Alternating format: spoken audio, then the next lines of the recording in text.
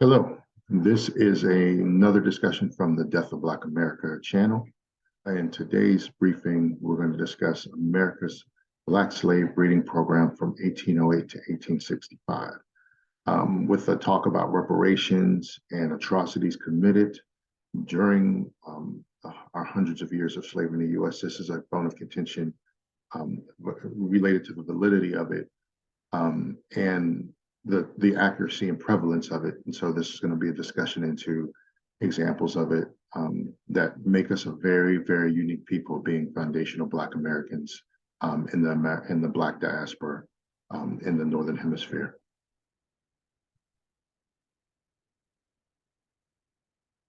So the background of slave breeding is from American horse breeding. From my own background, I grew up around people that trained horses and live in Virginia. Long tradition of people in thoroughbred racing, showing, jumping, breeding. I've worked in the horse breeding industry, spent about 5 years doing that, breeding hot-blooded horses. And growing up, I learned a lot of the different theories and decisions that go into breeding and breeding good horses, good performance horses. And I didn't know much Black history then in high school. This was over 40 years ago. But those theories and approaches about breeding stuck with me. And so when I started to study Black history, I noticed a correlation between horse breeding and then as I read the slave narratives, specifically foundational Black American slave breeding. And that's when people really dig down on that, we're very, very, very unique from Africans. We're unique from Caribbean Black slaves. We're very unique from South American Black slaves. And so when you really dig into it, that's the area that really needs to be focused on for the case for reparations, big time. And so reading some slave narratives, specifically the book there, Thomas Blackshear article of The Selection and Breeding of Negro Slaves, discusses the considerations and necessity and theories that go into breeding Negro slaves in the Americas for the market. And when you go through it, you'll notice a lot of terminology that would be more applicable to the horse breeding industry. And that's why I have Man of War in the slide. Man of War was one of the top performing American bred thoroughbreds in the 1920s. He was just an incredible horse, won a lot of races. Looking at the photo there, you can tell that he's exquisite in his build and his look. And his babies and his offspring went on to produce, similar things. So there's a strong, strong correlation between what slave owners did with their horses and their cattle and what they did with their Black chattel slaves. And so we have U.B. Blake's father on the right. This is a picture of him in 1900. And what he said was a stud Negro on a slave breeding farm on the eastern shore of Virginia in the 1800s.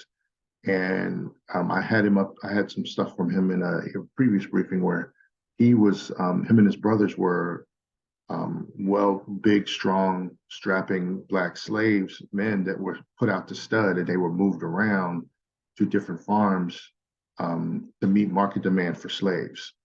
And the way they were moved around was very akin to how Man of War was studded out. After he won his races and demonstrated performance ability, he was moved around and put to a lot of breeding mares to try and reproduce or lock in those traits and performance traits. And it was no different with Black American slaves, in America. And so that's one of the stains that a lot of Black people, a lot of white Americans don't want to talk about, and a lot of Black Americans don't either. And so I'm going to talk about that today. But the real background of slave breeding comes from horse breeding and some bit of cattle breeding, and I'll talk about that later as I get into terms and theories. So I'm going to talk about the catalyst for foundational Black American slave breeding. And this goes back to 1808. On the first day of January 1808, a new federal law, the Slave Trade Commission Compromise, made it illegal to import captive people from Africa in the United States.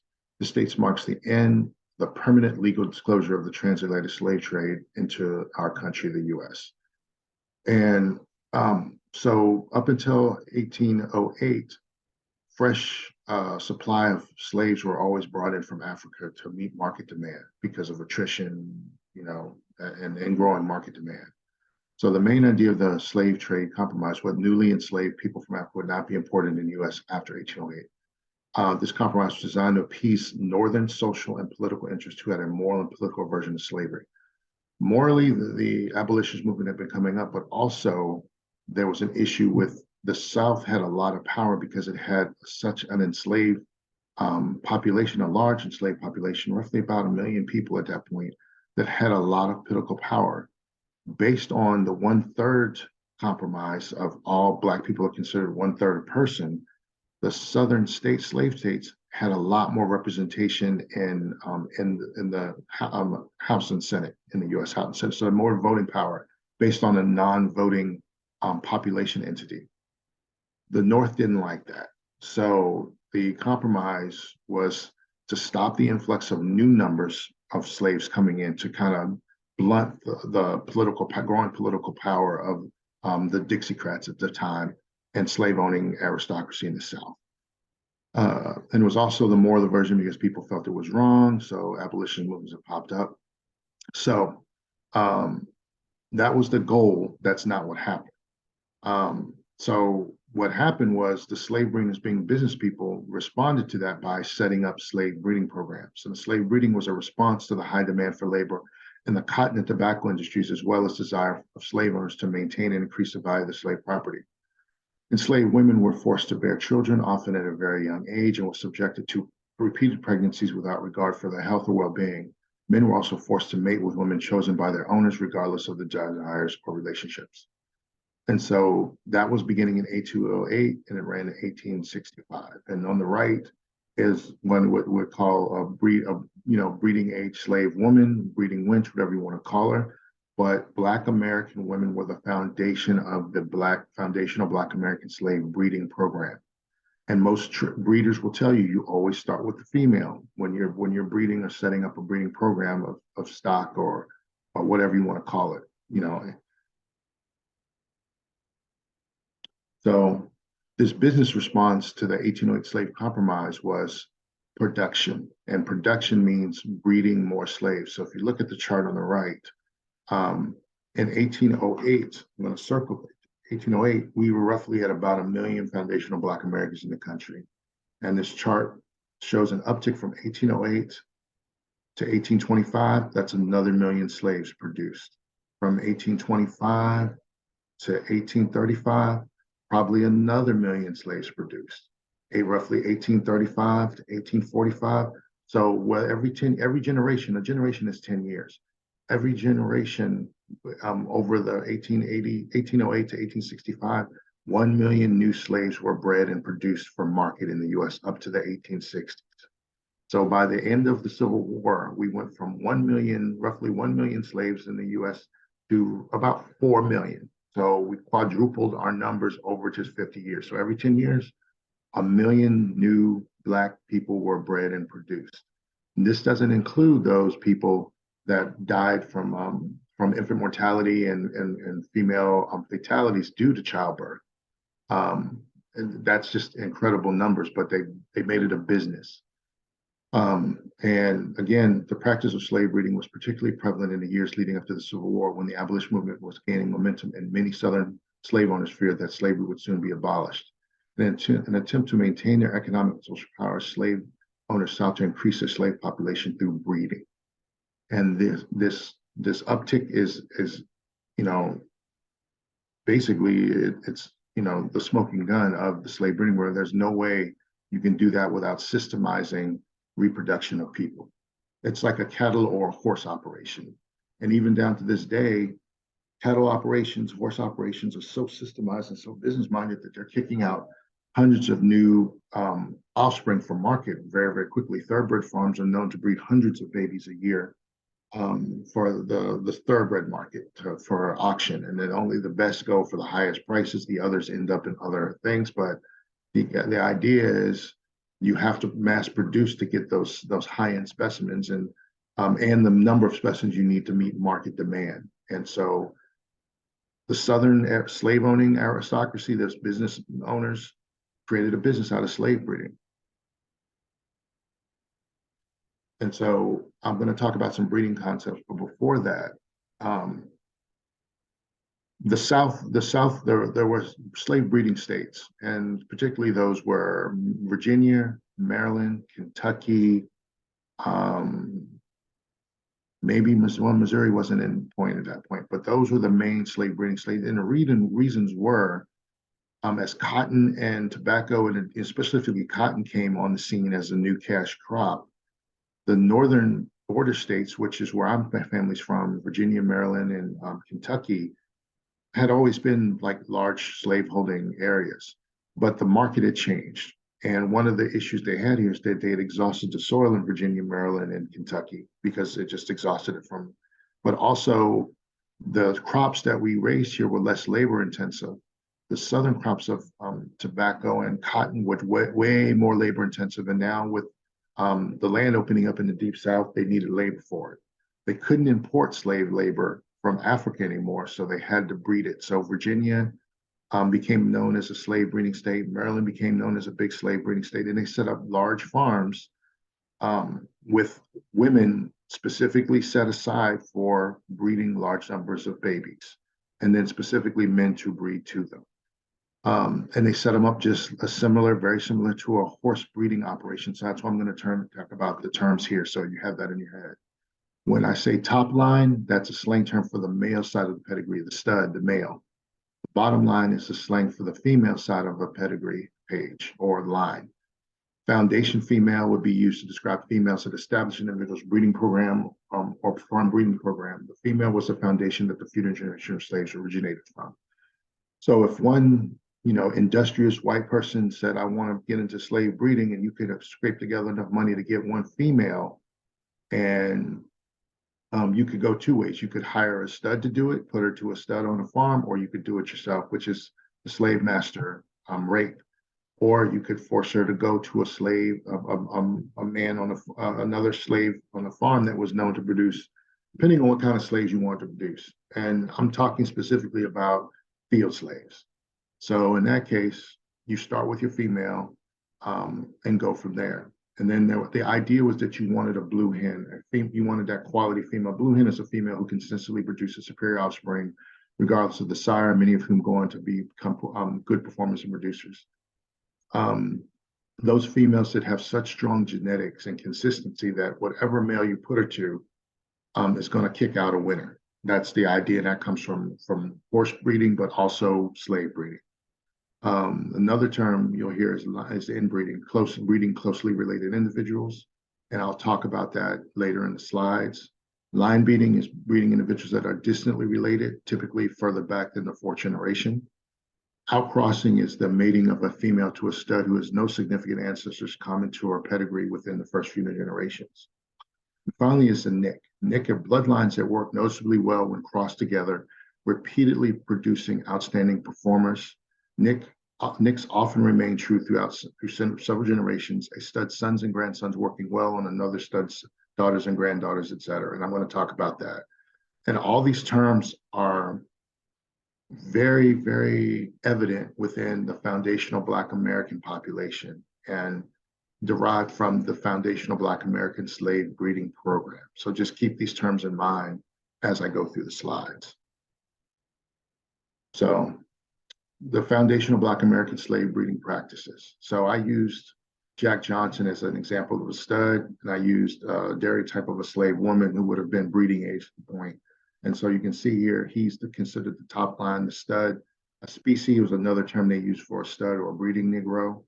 Bottom line could be a foundation wench or a breeding wench or a breeder, were the terms used to apply to such a person. And Jack Johnson's parents were slaves, and you can look at him and tell he came out of East Texas, Louisiana area. Slave breeding was pretty evident in that dude's genetic makeup and abilities. The woman below that, South Carolina area, similar thing, probably. Prior to 1808, there was slave breeding going on, but it was selective breeding based on what you had on your farm. They weren't going for the numbers like they were prior to 1808, like they were after, because there was so much market demand for black slaves. So when the slave breeding program kicked up, these are the main practices you saw pop up. You had, each woman was required to produce a new baby. A new baby required every year. Woman was expected to produce 15 to 20 babies over her lifetime. That's why I've got all those little pictures of slave babies. And this was, again, systematic rape, and I'm going to use, breeding terms with that, a systematic rape of pasture breeding. That's where a large farm or maybe a smaller farm maybe has, let's say they have 3 or 4 slave women there. And so they have one stud or one black man that is as put to them, and used to breed all 4 of those women that year. That's an example of pasture breeding. And with horse breeding, it's basically you have a herd of females and you turn one male stud out with them and just let nature take its course. He's just going to breed, and eventually next year you'll have new babies in the ground. That's an example of pasture breeding. You're not really thinking about, who the male is, but you just want, the babies all hitting the market right around the same time. So the most part. The next example is assigned pair breeding, which is where this example of the bloodline. So a slave owner would say, okay, you are going to be living specifically with this woman, this man for the year, and you're going to produce babies. You live in the same cabin, you live as man and wife essentially, and you will produce a baby a year. That was the assigned breeding program. And then there was supervised breeding. That was where the woman may not want, specifically is not really feeling that man, and that man may not be feeling that woman. So, but the slave owner really, really wanted that to happen. So they would have supervised breedings where the white slave owners would sync up her fertility time, her periods, to know when to breed her, and then they would have supervised breedings the same way you would on a horse farm, where the stud is let in to the room, the female is there ready. He is to essentially cover her, inseminate her under the supervision of the slave owners. That's just those were the 3 ways it was done. And there are slave narratives to support each of these forms of breeding: paired breeding, assigned breeding, and supervised breedings. So I know a lot of Americans or white Americans push back on this, but slave narratives are what they are. And so this was where you get into other things of the practices: selective breeding for type, the castration of standard males. George Washington Carver was an example of a castrated male. It wasn't because he would have been considered a substandard slave. It was mainly because he was in the house as a house slave of white females, and so they castrated him for that reason. And then also one of the things that came out of slavery was the origins of nurseries and daycare, because slave women were expected to have a baby every year. They had to wean early, so they took them off of nursing so that she would become fertile again. A woman typically is not as fertile when she's nursing than when she's off. She will ovulate again. So they would give the child to a nursery or a daycare, and that child will be raised away from the mom so that she could ovulate again and get pregnant again. That's the origin of our modern day nurseries and daycare. It would be an old black lady that would raise the kids, get them up some size, feed them. But out of that, you had high infant mortality and female mortality rates. Because a lot of women died. Some women were bred at the age of 12 years old, and their bodies physically can't take it. Also, they were worked sometimes up until the day they were going to give birth. So the work level didn't really decrease for them for the most part. And another thing was the destruction and stress of familial ties. They're not really allowing the children and the mothers and fathers to bond. Once that woman was bred, or all the women on a farm were bred, that stud was moved to another farm. Once they knew all the women could conceive, that stud would be moved on to another farm, like you're moving to a stallion to another farm. So you never see them again. And then bring in another stud for the next year, or bring them back if you like what they produce. So when you look at this from a business perspective, it all makes sense. It's not morally right. It's reprehensible, but it was a business.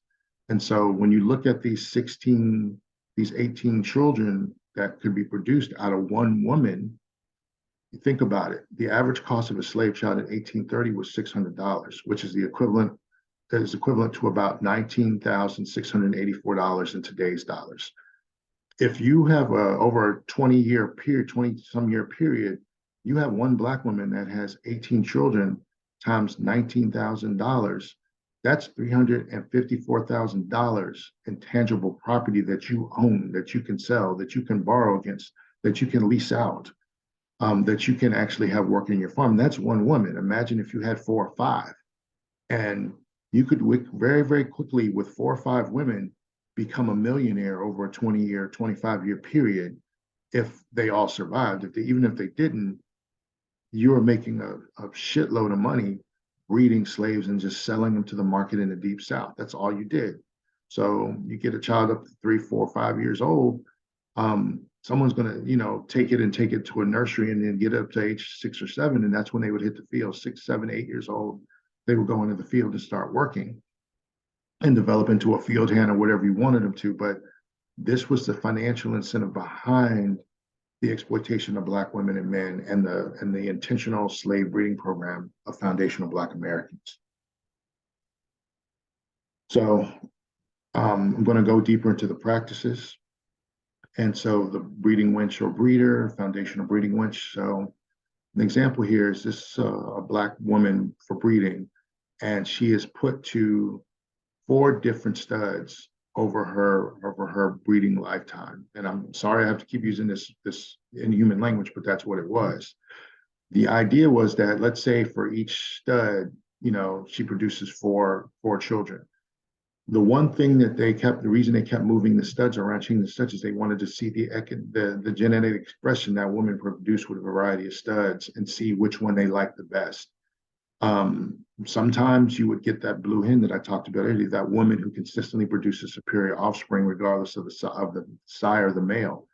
And so that's an example of,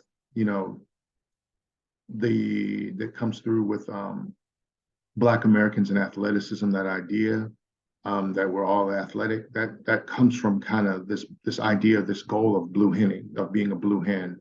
And so the swapping out of the studs was like their experimental breeding program to see, okay, she produces well with this one, not bad. This one is horrible.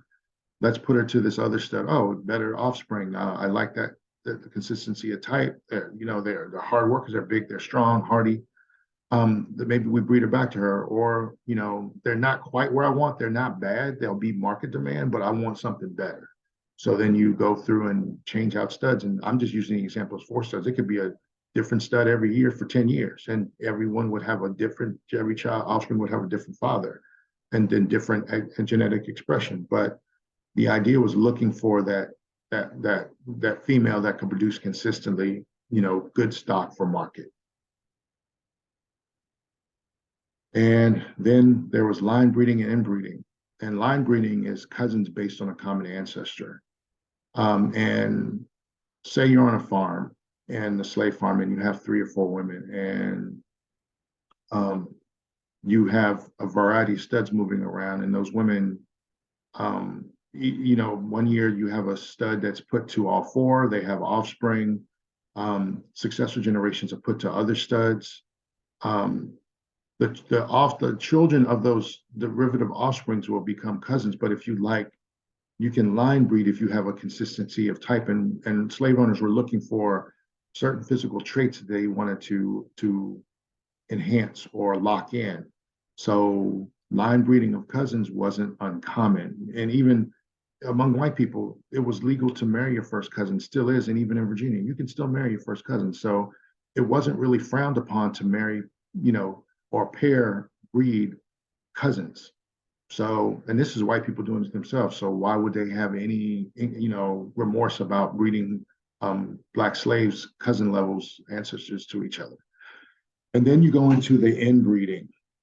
And again, we were looked at as chattel slavery. And so the inbreeding I'm going to talk about is mother to son, father to daughter, grandfather to granddaughter, and siblings and half siblings. And they're enslaved narratives where specifically on the slave breeding farms, but this is an account from South Carolina where a woman had a child when she was a teenager. She was bred and had a child.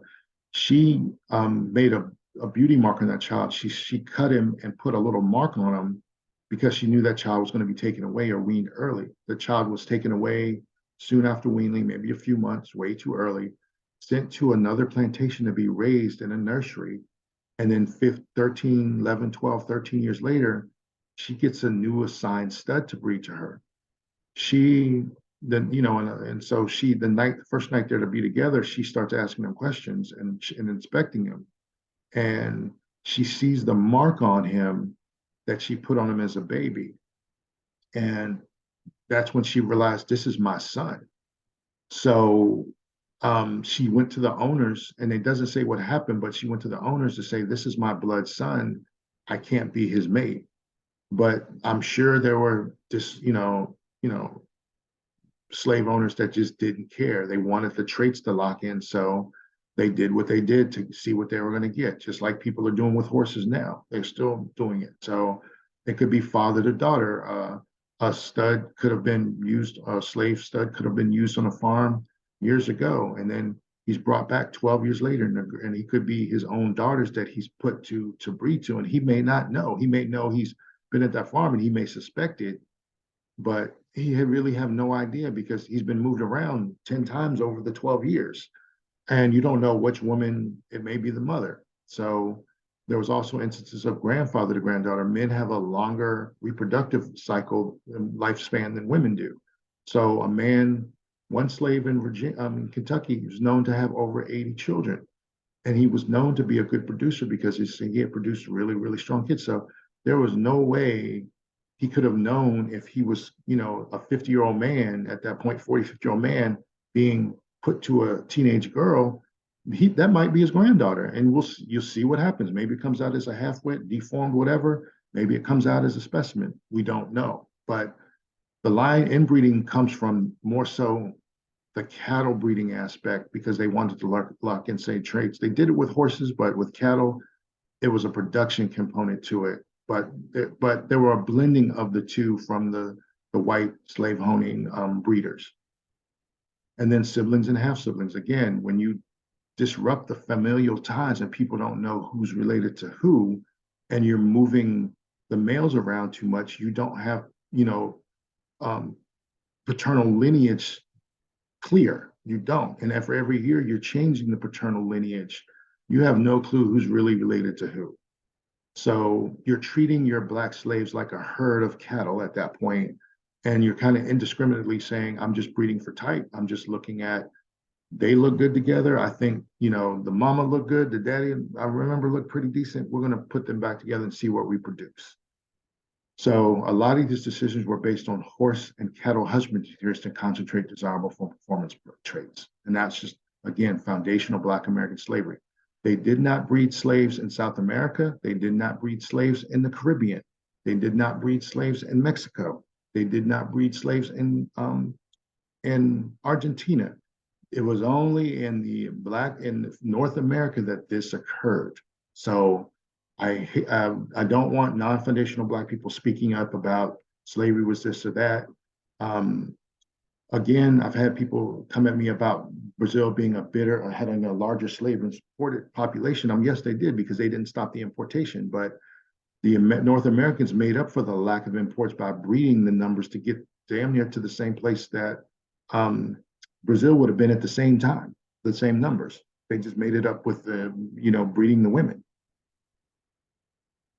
So at the end of the day, this slave breeding program over 50 years, over 5 generations, created the foundational Black American slave breeding NIC. And the NIC is bloodlines that work noticeably well when crossed together, repeatedly producing outstanding performers. NICs often remain true through several generations, a stud's sons and grandsons working well on another stud's daughters and granddaughters, etc. When we look at this picture again, the slave woman and the slave man, we're looking at just this hard data. 67% of the WNBA players are Black or foundational Black American. In the NBA in 2021, 73% of the players were Black, and a high percentage of them are foundational Black Americans. And then Black or African American athletes constitute over 56% of players with the NFL. It used to be higher, I used to see 70%, so it's ticking down, and I have my suspicions why. But you cannot say we're only 12% of the population. How does 12% of the population make up 67% of the WNBA, 73% of the NBA, and over 56% of the NFL? There's a reason for it. It was the foundational Black American slave breeding nick that occurred over that specific 50 years. So this is a foundational breeding example of Karl Malone. And I'm going to use Karl Malone. The guy's kind of whatever.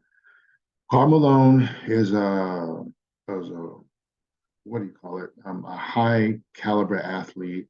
I believe he's in the Hall of Fame for NBA basketball. I'm not a basketball fan, but I'm just using him as an example. He is from Louisiana, so he would have been in that foundational Black American slave breeding nick, and I'm going to prove it here.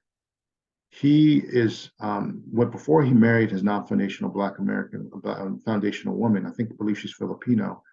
He had a child by a 13-year-old foundational woman here. Dimitri Bell is his son.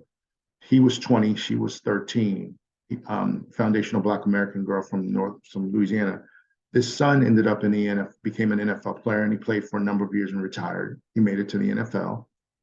Karl Malone then had another child by another foundational Black American woman in Louisiana, again demonstrating the nick, and produced a daughter who played in or plays in the WNBA, very good player.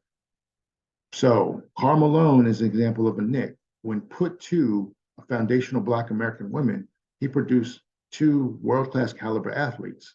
Now we go over here to where he married a non-foundational Black American woman, a non-Black woman, Filipino, I believe. He had 4 children. None of them became world-class performers. That tells you something. You need the nick for that to occur. So when you did that, the genetics got basically diluted because the mother wasn't bringing the same caliber of genetics to Karl Malone that Karl Malone had from the foundational Black American woman. So none of his kids, he's got, number 4 kids, none of them are performers. They're considered in a breeding program non-performers. Within a horse breeding program, they just be sold off to be, house slaves or whatever it is you want them to do, something constructive. But he's rich, so it doesn't really equate. But in slavery, that's what would have happened to him. The boy and the girl over here would have been cycled back into the slave breeding program to continue the nick reinforcement. And so that 50 years of slave breeding created a genetic genus of genetics that continue to reinforce each other. So slave owners were particularly culling, selective breeding, culling out the males they considered substandard, the females too, to produce these high-performing Black slaves to pick cotton, tobacco, work farms, whatever heavy work they wanted. They wanted the size and the strength to perform for long hours a day in a hot environment. And so Karl Malone is an example of that. If he wasn't a basketball player and he was in slavery, he would have been used as a breeding stud and worked on farms doing heavy work, picking cotton, but breeding would have been what he'd been put to. And he basically demonstrated that with the foundational Black woman's ability to reproduce foundational Black athletes, Black American athletes. Not knocking his wife, the non-foundational woman, but it is what it is. She just didn't bring the genetics to the table to complement what he had. So that's an example of a genetic nick that a lot of people don't want to speak to. So the foundational Black American athlete is an example of the America's first eugenics program. And eugenics is selective breeding of human beings. It can be positive eugenics or negative eugenics. In a way, I don't believe it. You can look at it for the business of white people and slavery. It was considered a positive program because you're creating these Black American, and I specifically pick athletes here for this that are Black American. They're not Caribbean. They're not specifically African. These are Black American people, generations that go back to probably the foundational Black American timeframe. And you can see the Black American athlete is that. And so there was a monetary gain in doing that. Since 1865, there hasn't, and we've been in a negative eugenics program where they've kind of discouraged us from reproducing, whatever you want to call it, to kind of manage us out at this point. But when you look at this, Jim Brown, Venus Williams, Allison Felix, Michael Jordan, Ali, Jack Johnson, Paul Robeson, who's an intellectual giant too, Randy Moss, all these people are example of the foundational Black American breeding nick being reinforced, because Randy Moss's brother played in the NFL. So thinking about that, that was that his parents just had those genetics and they locked in really well and reinforced each other. Mike Tyson's mother's out of Virginia, slave breeding state. Sonny Liston came from Arkansas, one of 20 kids. Looking at him, you can tell somebody back in the day was doing slave breeding. He came out a muscular, strong dude. Paul Robeson, his father was a runaway slave that made it out of North Carolina. So, Jim Brown out of South Georgia. His father was known to be a really good athlete and produced well with his mom. He never met his father, but he was apparently a good athlete down there. And slave breeding was going on in those states, in Georgia, Alabama. It spread out, but Virginia was known to produce and export. The southern states, Mississippi, Alabama, Louisiana, Florida, or Georgia, were more of like, I'm going to do a produce and hold for work, and then maybe sell out or lease or borrow against as necessary. So that was a little bit of the difference between the border states and the deep South breeding states. So the racism of America's first eugenics program comes through. We are continually the blue hitting of Black men and Black women. Everyone thinks the Black American, foundational Black American is going to be an athlete. We carry the genetics for it. And so they do it to Black men and Black women, that they see if you're Black, it's synonymous with being athletic or strong and the ability to reproduce it. And if you Dennis Rodman was actually approached by the singer, I can't remember her name right now, Madonna, $20 million for his sperm to have a baby by him, and he declined it. I don't know why she wanted Dennis Rodman's sperm, but she wanted it. A lot of women now are coveting the Black male athlete's sperm because they want athletic children that can then give them a financial leg up. They're assuming just because the father's Black that the kid's going to be athletic. So there's a lot of, chunky white women running around trying to get with little skinny brothers, or Black guys thinking that male's doubled up genetics are going to offset the one woman's poor genetic makeup, and the kid will come out, a superior athlete. That's very rare. Out of that's that blue hitting. And with Black females, the assumption too that you're going to produce a Black athlete. The sexual stereotypes are reinforced of the Mandingo and the Jezebel. The idea is that we are inherently aggressive and then intellectually inferior stereotypes. So the Pookie and the Ray Ray, the Mandingo, the Pookie and Ray Ray are all aligned. The Brute are all aligned. The Jezebel, the wanton sexual woman that's always ready for sex, comes from the slave breeding, the breeding wench idea, to justify saying it's something they like to do, it's natural to them, so why not breed them and just make the most of it? Or for Black men, they want to just breed everything they can get their hands on, something they like to do, let them be in their natural state, and we can make money off of it. So that's where the racism kind of came out of it. And when you look at it that way, we now reinforcing ourselves with the Pookie and Ray Ray phenomenon, the Black athlete phenomenon, and our validity and praise we give for the Black athlete or the Black thug. So those are all derivatives of America's first eugenics program and slavery and the foundational Black American slave breeding program. So now we're at the end. We are at the end of the foundational Black American athlete. And the main reasons is until 1960, Black Americans essentially lived in segregation, which is a closed breeding group. Yes, white men could come in and rape Black women and produce, biracial offspring, but from the exception of the U.S. until the 1970s, Black men couldn't go out, and white men could come in. So you essentially had a closed breeding group. So when you think about the fact from 1808 to 1865, you had selective breeding going on that locked in a specific genetic nick. After slavery, we were still segregated, so we had to live in Black communities and Black spaces and intermarry with ourselves. So that reinforced those same slave-derived genetics to reproduce the Black athlete. And so in the 1870s, when it opened up, the first thing people do is they start to integrate. They want to marry out.